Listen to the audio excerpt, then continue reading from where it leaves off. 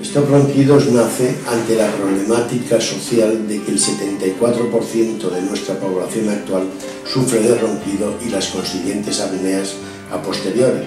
Una persona roncadora es una persona con falta de descanso, con sueño repetido y con una serie de lesiones cardiorrespiratorias y de aumento de presión arterial, entre otras cosas.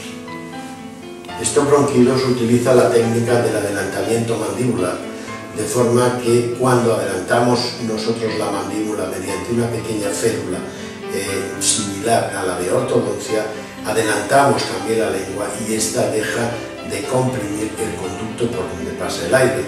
Técnica que data desde el 1902 con un índice de éxito del 92% en todos los casos.